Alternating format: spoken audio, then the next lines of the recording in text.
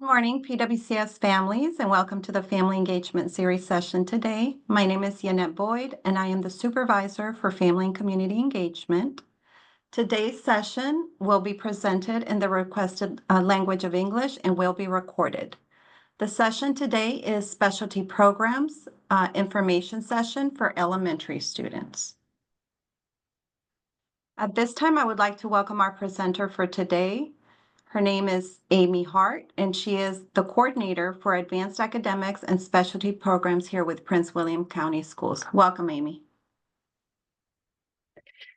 Thank you, and welcome to the Elementary School Specialty Program Information Session. Each year, Prince William puts on this event to help families understand and navigate the specialty program opportunities that exist within our schools.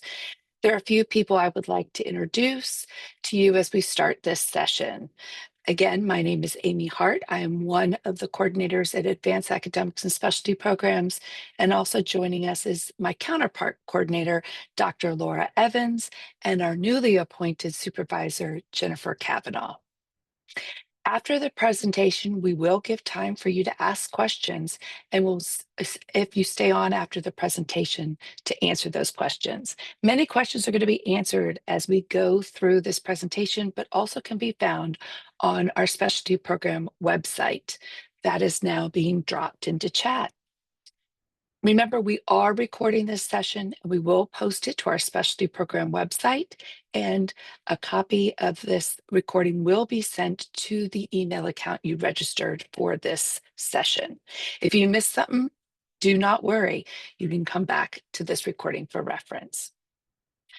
Our focus tonight is to introduce you to the programs that Prince William County has as a part of our specialty programs. By the ending, you will have a brief overview of our elementary school specialty programs, as well as an understanding of the application process. Specialty programs were first created in the late 1990s to provide programs where students may focus on career exploration, subject area concentration, and post-secondary preparation. These programs are optional programs for students. They are interest-based programs available at the elementary, middle, and high school levels. Specialty programs are available for all students, including those receiving services such as special education, English language, and also gifted services. At the elementary level, all programs are transfer programs. This means that your student will attend the specialty program school full-time. Students can participate in one program at a time. We provide multiple opportunities for families to learn about specialty programs. We have general information sessions such as this, school-based information sessions, help sessions, and our website. We host a webinar for each level, elementary, middle, and high school. During these sessions, we go over the general information about specialty programs, such as logistics, feeder patterns, transportation, and the general programs. Each program location provides 2 school-based information sessions. These dates and times for each session are posted on our website and the school's specific website. During these sessions, they will share information on how their specialty program operates in each location. In addition, we will offer help sessions with members of our team each week to answer specific questions about the application process. Those help sessions work like an open house where families can come and go once the question has been answered. Information about the help sessions will be posted on our website on November 3rd, 2025. When looking at a specialty program, one of the most important pieces is logistics. It is important to know that all PWCS schools are comprehensive schools. This means that they offer regular and accelerated courses for any student in their building. Applying to a specialty program is optional. Acceptance or non-acceptance into a specialty program will not prevent your student from having a rich, well-rounded educational opportunity. Choosing to participate in a specialty program is a big deal. It is important for students who are applying fully understand the requirements, and the commitment. Families should also understand the logistics involved. When families are considering specialty programs and whether to apply for a specialty program, it is important to follow the steps on this slide. I'll pause if you want to take a screenshot or a picture of this slide. This slide is one of the most important slides in the whole presentation. Our work today will focus on step 3. We encourage all families to go back to the other step after today's session. When looking at specialty programs, remember, logistics is one of the most important pieces to consider. Each specialty program location serves a specific region within Prince William County. Service areas for all program locations can be found on our website. We have one example here for you. If I'm a student zoned for Occoquan Elementary and I am interested in the International Baccalaureate PYP program, where would I go? Correct. Antietam Elementary School is the program location for me. This means that I would attend Antietam Elementary for all of my classes. I would no longer be a student at Occoquan Elementary. With that, it's important that I look at the transportation options for my student. Prince William County Schools provides transportation to all students within their school boundaries. If you're a student that is applying to a program in his or her base school, they will ride the normal bus to and from school. There are important things to know about the specialty program express bus stops. One, students may not be able to walk safely to and from these bus stops. Two, buses will stop only at established express bus stops. And three, no additional bus stops will be established. Express bus locations are available now on our website. After school activity bus may not be available for transfer students. This is a great question to ask when you're at your school-based information session. Here are a few examples of students that could come to Antietam for that PYP program. Some of the students are considered base school students. Those are zoned by their address. And some are considered transfer students. They're coming to our program from another school. Those are in red. The transfer students take the express bus stop, and the base school students will be walkers or bus riders for their neighborhoods. For student A, this student lives 400 feet from the student's bus stop, while student B walks zero 0.8 miles to school. For student C, the student would take the express bus stop from William Elementary, which is 1.4 miles from their school. It is the family's responsibility to ensure that the student gets to the bus stop safely. For student D, the student goes only 0.3 miles to get to William Elementary School. We encourage students to take a look at the express bus stops to ensure that they know exactly how they will get to and from that bus stop each day. Families need to consider what this transportation commitment will look like for the AM and the PM. How will my student get to go from the express bus stop each day? Now that we've gone over the logistics of where specialty programs are and transportation, let's look at the specialty programs available for elementary school students.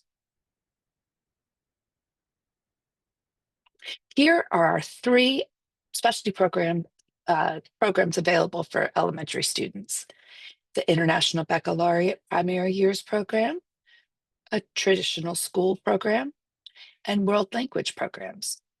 The IBPYP and the World Language Program are for grades 1 through 5. Our traditional school program runs from first grade to 8th grade. We are excited to share how the Primary Years program integrates Prince William County Schools curriculum within the International Baccalaureate Framework, a powerful combination that supports both academic excellence and personal growth. At the heart of the approach, it is the belief that students learn best to see their relevance in their education to the world around them.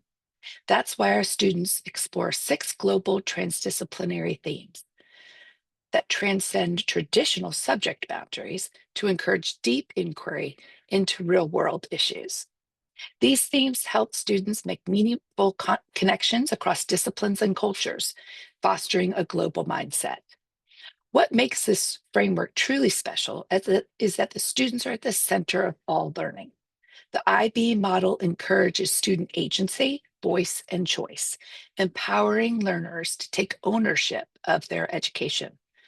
They're not just absorbing information, they're asking questions, solving problems, and reflecting on their learning journey. The IB focus goes beyond academics, and the IB commitment to developing characteristics for lifelong learning, such as curiosity, resilience, empathy, and critical thinking. These traits are nurtured through every unit, every project, and every classroom interaction, preparing students not just for the same grade level, but for life. In short, they're blending the rigor of the Prince William County curriculum with the depth and global perspective of an IB framework. We're creating a learning environment where students thrive academically, socially, and emotionally. Here are the 5 IB PYP program locations throughout Prince William County. We have Antietam Elementary School, Buckland Mills Elementary School, Ellis Elementary, Mullen Elementary, and Rosa Park Elementary Schools. Notice the attendance areas below them. Now let me introduce you to our traditional school program, a unique learning environment that blends the Prince William County curriculum and assessments with a traditional school framework designed to support academic success and personal growth. Both Porter and Pennington traditional schools serve students in grades 1 through 8, and they are deeply committed to meeting the needs of all learners. Whether your child is receiving special education services, English as a second language, identified as gifted, or supported through our multi-tiered student support system, MTSS. The team at the traditional schools ensure every student thrives.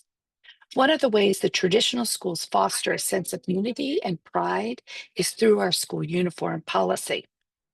Uniforms create a focused learning environment and promote school identity.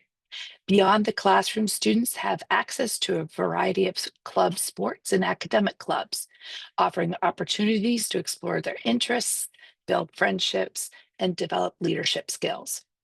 The traditional school students and families hold high expectations because excellence is a team effort. Here, there are a few key requirements. Students must wear uniforms daily. Parents are asked to complete 10 hours of volunteering per student each school year. Students complete 10 to 20 hours of community service annually, depending on their grade. Both traditional schools maintain high standards for attendance and behavior, helping students build responsibility and resilience. The traditional schools are more than just academics. They form a partnership between the school, students, and families, all working together to create a safe, structured, and enriching environment. Please do know that we enroll no zoned students are within Porter or Pennington school boundaries. We put all students in place through the application process. First grade will be completely open since that's the entry level. Any seat after first grade will only be created if families have moved or students have chosen to go back to their zoned bases. So seats can be very limited in grades 2 through 8. So that needs to be a consideration when your family would apply to Pennington or Porter Traditional School. Here are the two traditional school programs throughout Prince William County, Pennington and Porter Traditional Schools. Note that this is not by your home or base school. It is based on east side or west side of Hoadley Road. Again, please note seats are limited in both Pennington and Porter in grades 2 through 8. Students after first grade will only be open to seats after first grade will only be open if a student that is currently seated in that classroom moves to their base school or moves away from Prince William County schools. So that's a little bit of my background, the last program at our elementary level is our Elementary World Language Study, which offers students grades 1 through 5 the opportunity to learn French or Spanish. At the elementary schools, follow the similar instructional model, pacing guides, and curriculum as some of the minor variations depending on the frequency of instruction weekly. The main goal is developed basic communication skills and culture of the target or language of study, with some integration and reinforcement of core content objectives as time allows. Students learn basic skills mostly through listening and speaking, but also as they are able to read and write. Topics include everyday phrases, simple questions and responses, vocabulary-based themes about themselves, their family, friends, home, neighborhood, and school. Here are the 5 World Language Program locations throughout Prince William. We have Enterprise, River Oaks, Tyler, Lake Ridge, and Signal Hill Elementary Schools. Please note that students are not able to transfer for specific languages, just the program itself.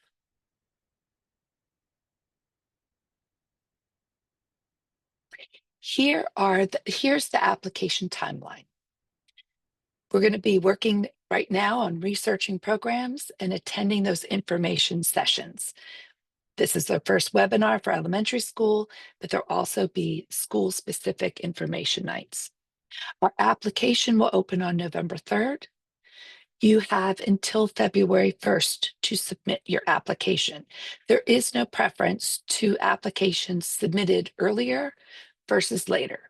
Just be mindful of that closed time frame, February 1st. You can check your application status. We'll be looking at getting those out mid to late February, and families will need to accept an offered seat by March 5th.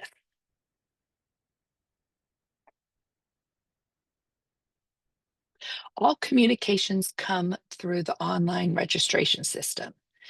Their acceptance, the results will be available as accepted, not accepted, or waitlisted. For a student who is accepted, a seat must be accepted by March 5th. There will be a seat there to accept or decline an offered seat. For students who are not accepted, there could be multiple reasons for not being accepted or offered a seat. It could be that your student was declined because they did not meet the program requirements, or the student was not entered into the lottery system, but was entered but did not gain a seat in that program. The student may be placed on a wait list. This is especially important to think about as we have increase of applications for our traditional schools, Pennington and Porter.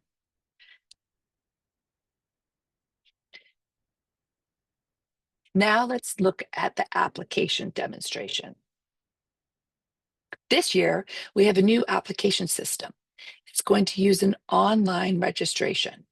This new system will help our families automate and navigate, as well as to ensure all information is accurate for students. You are going to use your parent view email address. The email address is going to allow you to register your student and attach us to our hub, which helps with our boundaries. Once you've logged into Avella, you will start a form. It will look like this. You will confirm your students' information. Any changes to registration in the hub, that is where you have registered your students and you update yearly, will need to be completed at your base school with the registrar. Please note that the question about your school requiring a disability accommodations, which we've shown as the drop down on the bottom, is not that your student has an IEP or a 504. It's asking if that IEP or 504 would prohibit your student from completing the application process. For the elementary schools, this is really not coming into play, but could if you have a high school student that is interested in the Center for Performing and Fine Arts at Colgan High School. Again, answering yes would mean that your student has a need within the IEP and 504 to complete this application. This screen is where you're going to click to begin adding programs. Note, you were able this year to make 5 selections of programs that interest your student. In the past, we've been limited to 3 selections. You can make 1, 2, 3, or 4 selections, but you are able to make up to 5. If you have fewer than 5, it will continue to complete the registration application. This is showing what the school selection menu would look like. Look below, and you would then click on that box containing the school's name and program. This is just showing one for our purpose today. You should have all the schools that meet your attendance zoned boundary for all 3 programs we talked about today.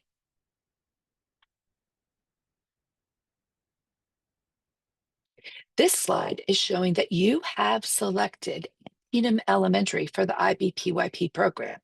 It has moved up into the number 1 position.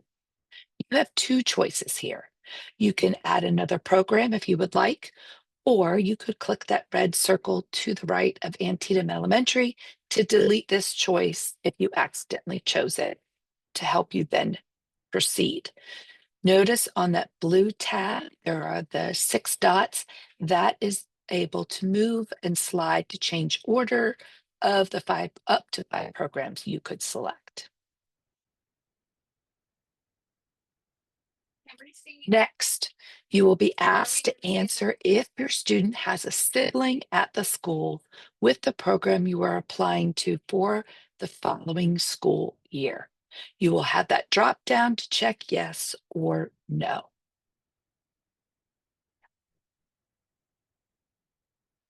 If you have selected yes, you are going to now place more specific information about that sibling. You will need to complete the name and the current grade of the sibling at the school where the program is held that you're applying for. Next, you're going to select the nearest location for your student to meet the express bus. Remember, the locations for express busing, it is many times further than your base school bus stops.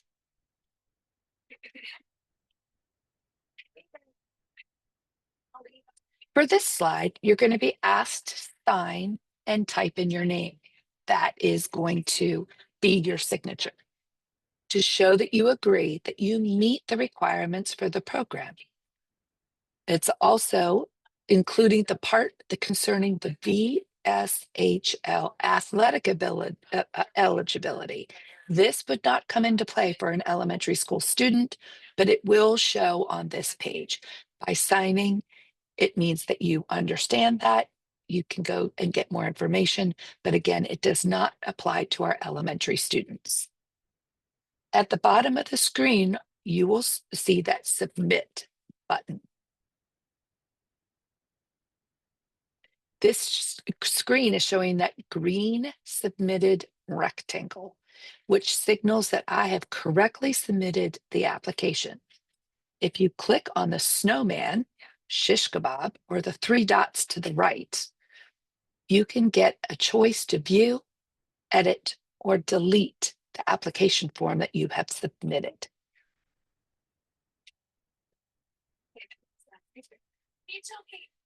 Thank you for attending today. And if you have any questions, you can unmute or drop them into chat, and we will do our best to answer anything that you have following our information this evening, or this morning, sorry. Amy, we do have a couple of questions. Let me just see. Michael Bottari, I'm going to allow you to talk. So if you can just let us know what your question is. You can unmute.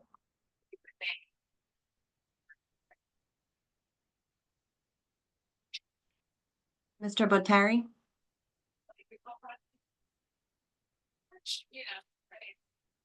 Okay. It looks like he's unmute. Oh, no, he's back on mute. Yeah. Ms. McFarley, you're more than welcome to come off mute and ask your question. Hello, can you hear me? Yes. Yes. Okay, this is actually Heather's husband, Jake. Thank you for the presentation. I appreciate it. I have a question about the language program. So our son is currently in kindergarten and enrolled in Lake Ridge Elementary, which I believe has the French program. But my question is the program for children who regularly attend the Lake Ridge or at one of the specialty schools, is that the same program as the language program that other children apply to, or is there like another level of language program? Because my understanding is my son does the encore for the French language, which sort of rotates like one class of French. Now, is that like if he were to, is there another program that is more in depth in that, or is he already enrolled in that program that was listed? You're very fortunate because you at your base school, the program is located. You do not need to apply for it, and your son participates in it. That is the same for our IBPYP schools. If you attend one of those 5 schools, your students are already getting their international baccalaureate education. So if you attend a base school that holds the program, you do not need to apply for that. That's a great question. Okay, thank you. You're welcome.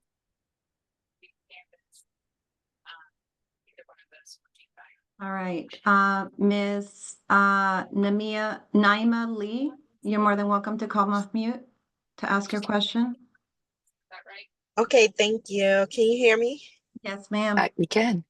Okay, I had a question. If we choose up the 5 of the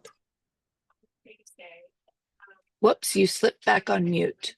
Okay. sorry, if we choose one of the 5 programs, will are we allowed the same opportunity to get into each one of those programs? Like for instance, is there a preference when we list them? And like if we choose Porter and Pennington, are they gonna just choose one of those programs for us to get accepted into, or you got an opportunity to be accepted into all like all 5 or not? Like how does that work?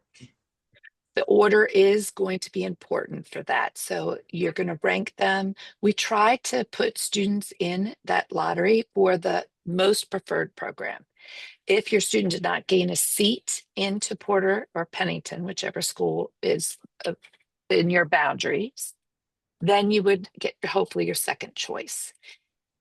This year, we started if you gained your second choice, but were on wait list for your first choice.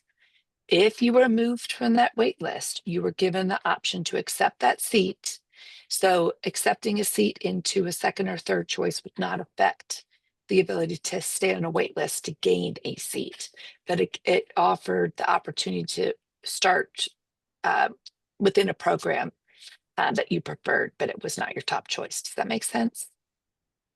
Yes, thank you. That's what I was wondering because I was, of course, like preference, I would want to put Right. uh, one school, but I just wanted to know would that like eliminate us from, you know, other options. So thank you.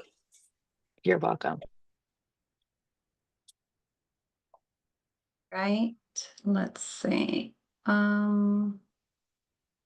Ms. Katina James, you're more than welcome to come off mute. Okay, thank you. And I'm hopefully this hasn't been asked yet. So my son is in, and I don't even know if it applies. My son is in second grade. He is at Martin Luther King Jr. Elementary. How would it work for the language portion of it, where he would be able to go and do Spanish because they don't teach it at the school? So remember, you're going to apply to the program that is within your attendance areas. So world language for King Elementary would be, and I'm on the website right now, it's part of the information you will get on there.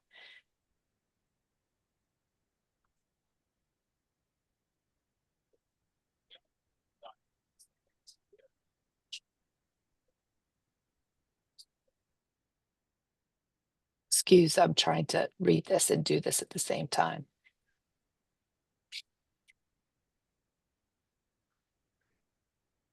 King Elementary would be at Enterprise. So Enterprise has the Spanish program, and that would be the program that is zoned for King Elementary. So as we said in the session, it's not language-based selection. It's going to be the program that is at the school where your boundary lies for your address. So Enterprise holds the Spanish program, and that would be the program that you would be able to apply for if you were a King Elementary base school student. And I did just want to add really quickly, so if you do apply and accept a seat in that program, it would be for your student to transfer to that school on a full-time basis. They wouldn't still attend both their base elementary school and the specialty program school. They would go to that school on a full-time basis. All right. Ms. Sarah Kisling, you're more than welcome to come on mute to ask your question. Hi, yeah, sorry. Maybe I'm just confused or I missed it, but my son attends Antietam Elementary. He's in third grade. And we are not zoned for Antietam. We are actually zoned for Springwoods, but we got a transfer request approved for childcare purposes. So one, how would that transportation, so he goes to Antietam. So how would that affect us for transportation if he's already at Antietam? And then second of all, I kind of caught this in one of the other ladies' questions, or maybe it was the guys. Since he is at AES, he's already doing the IB program. Is that correct? Yes, your son's already participating. So if Okay. you're on a traditional transfer, you're kind of scooped into that program anyway. So Okay. really nothing would change. You do need, I believe, to do the traditional transfer updates and with the school, because Right. that's a little different process. So you would need to make sure that's updated, but that would not change. If you want to stay at Antietam, you would stay through that traditional transfer. All Antietam students are receiving the IB program. So that wouldn't be something that I want to apply to him for him. You know what I'm saying? Right. Apply for him. Correct? So if we're looking at the IB PYP, which is at our elementary schools, and our MYP at the middle schools, those are whole school programs. Okay. So Okay, if you so then attend that if- school, you are receiving that That's great. IB education. Okay, and then what if we wanted to apply for the traditional specialty? So you would do that based on your address. So he would potentially be doing the traditional school specialty classes at Springwoods, even though he goes to Antietam? Nope, you would then transfer to the traditional school if you gained a seat. So he would move schools. All elementary schools mean you would move to the school that holds the program. Yeah, so for instance, he's third grade at Antietam. So if he applies for but we live in Springwoods, but if he applies and gets accepted for the traditional program, he would do that at Antietam? No, he would transfer to the traditional school. Okay.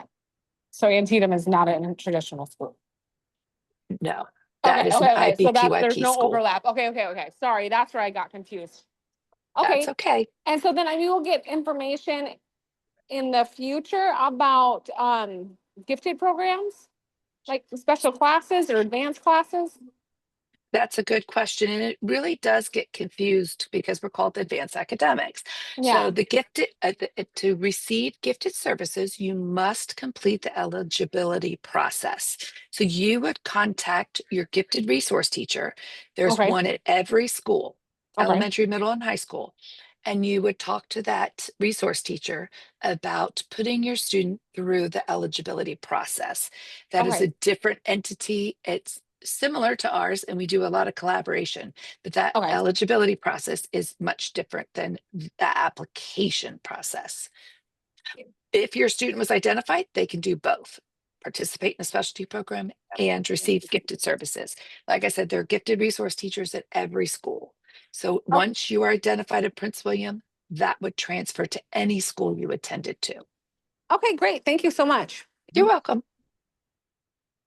All right, we're gonna have Abdullah Kamara. You're more than welcome to come off mute and ask your question. Yeah, thank you so much for this session and all the information you provided. I have a couple of questions, but maybe I will ask two to give other parents or other guardians an opportunity to do so. One is, how do you ace the application? What are you looking for? Are you looking for grade points? I mean, whatever information you can provide to help parents to put a very strong application, that will be helpful. The second Another, question. let me answer that question because so we can break this apart and it doesn't get mixed up. Uh, These are interest-based programs. So you do not need, unless you're out of county, you do not need to upload anything. You are going to apply for one of the three programs. We use a lottery where all students that meet the requirements, there are small instances where you might not meet the requirement, but there's nothing that you upload.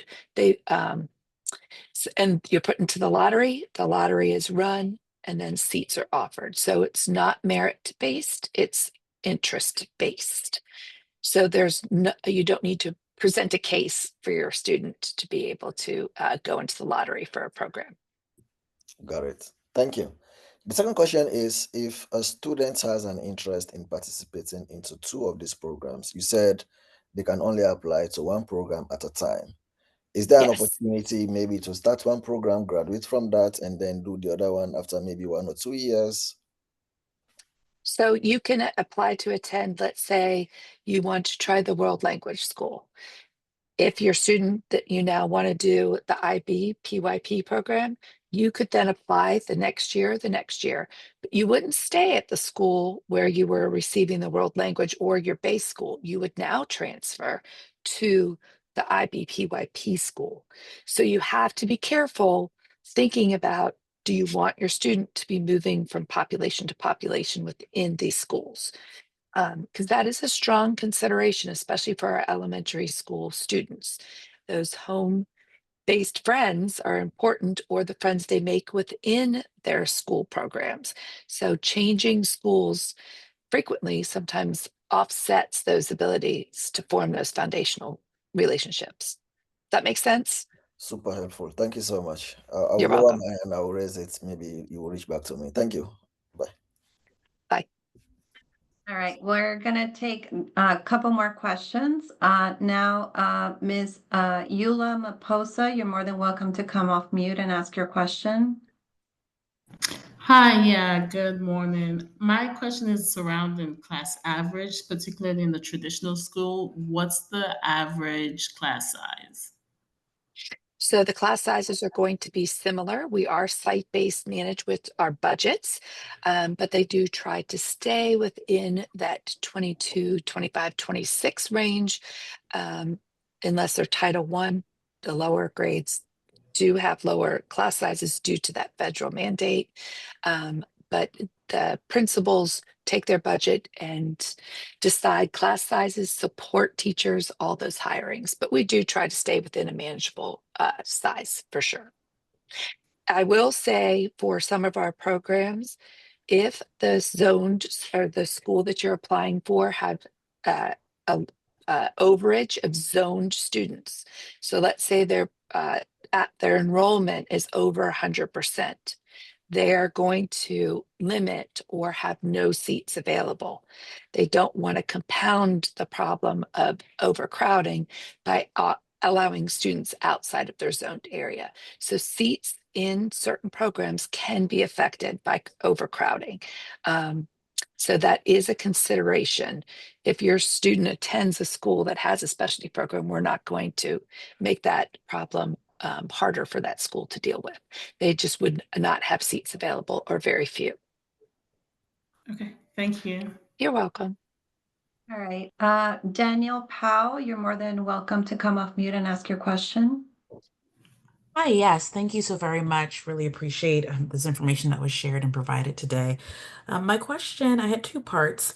The first is if I had a student that was accepted, so we had gone through the process previously, and one of our children was accepted into into what would have been our second preferred option, and was waitlisted on the first preferred option. When it came time for the school year, we decided, just based off of transportation being honestly a big part of it, that we would keep them where they were. Does that, because we declined, and is our application looked at in any particular way if we were to apply again the next school year, or is that it all just kind of resets and starts over?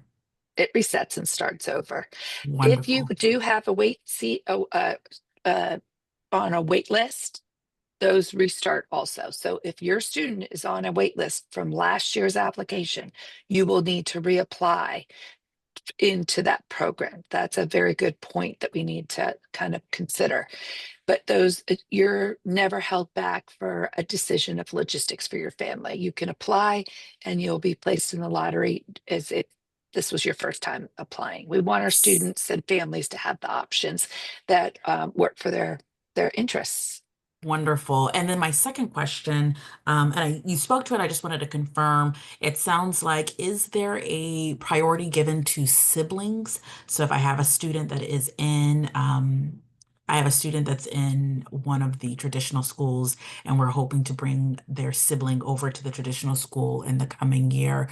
I was told at one point that sometimes priority is given to sibling relationships. Is that accurate, or did I mishear that, or how is that factored into the lottery system? We do ask that sibling question. We do want our families to have one school.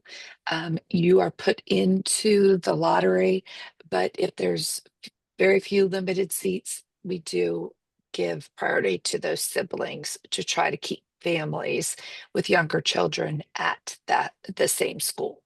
So that does come into play. Sounds good. Thank you so very much. You're welcome. Right. Our next question, Amit Nayak, you're more than welcome to come off mute. Hi, this is actually Vidya on behalf of my husband, Amit. Thank you for hosting this session. So curious, so say it's a traditional school we're opting for. Is there an opportunity to go see how the classes work, or will there be more information session just to get a feel of what it's like? Because with uniforms and might be very different. And then if so, can we switch back, I guess? And then do we have to keep applying every year to be selected, or once they're in? Okay, so you got a couple questions there. On our website, there are information sessions. There's one going to be the November, December timeframe, and another one in January. And that way people can visit the school. Your school specific questions about what it feels like, what a day looks like and sounds like, those are great things to ask the school specific information sessions. If you have been accepted and given a seat in that school, you do not need to reapply. So if your student was accepted in first grade, they will move to second, they will move to third. You do not need to reapply for those seats. So they will maintain in that school as long as you keep them there.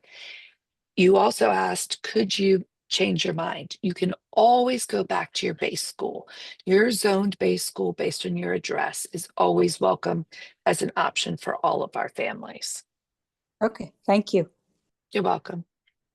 All right, we'll take 3 more questions. Ms. Brittany Jones, you're more than welcome to come off mute. Hi, can you hear me? Yes, ma'am. Yes. Yes, thank you so much for the information session. So just to confirm, I have 2 questions. Just to confirm, so my son presently attends Mullen Elementary. He's a kindergartner.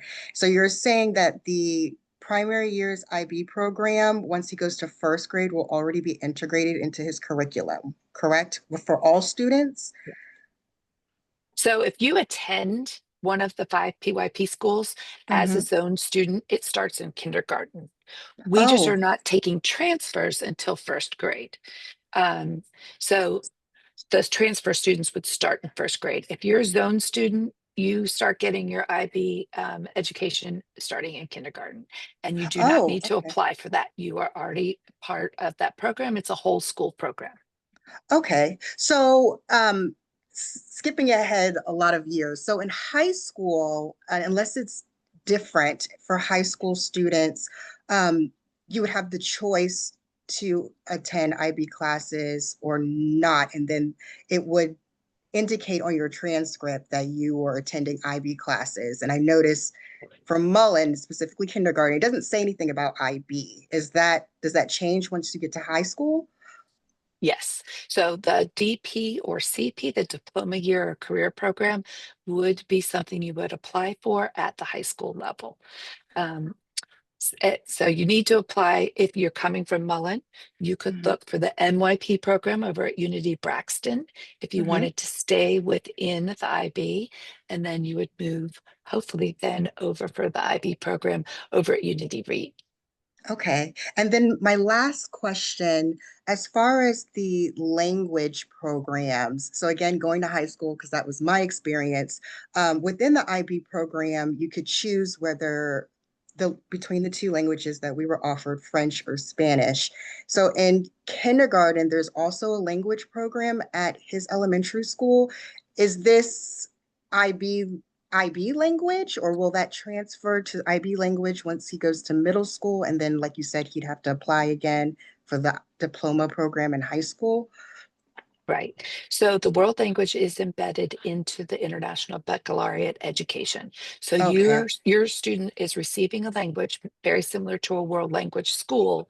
Mm-hmm. They're getting the IB component and the language component within their attendance at Mullen Elementary. So that is the same for all of our IB PYP schools. The language is embedded within that program. So you get both. Perfect. Thank you. You're welcome. All right, Ms. Peace Beatty, you're more than welcome to come off mute and ask your question. Thank you so much for putting this together for the information. My question is about the traditional program. We currently have a son in the traditional program and are hoping to apply for his brothers. I want to ask about the lottery. When it comes to lottery, what do you have quotas for the lottery? Do you have a system whereby you have siblings in a different quarter and then the fresh applicants in a different quarter? Just please help me understand that. Thank you. Siblings will be given a preference due to having families attend the same school. But seats may still not be available. There are very few seats, but it sounds like your students will be coming up to that 1st grade timeframe. So they will be given, we kind of, if you will, weight them to where they kind of go to the top of the list for that lottery. So they all pooled within the same general pool is what I'm trying to understand. They're given more weight within that pool Okay. to pull them to the top if they're siblings. Yes, Okay. because like I said, we want our families to have the same school, ability to be in the same school. Okay, appreciate it. Thank you so much. You're welcome. All right, Vashawn Johnson, you're more than welcome to come off mute and ask your question.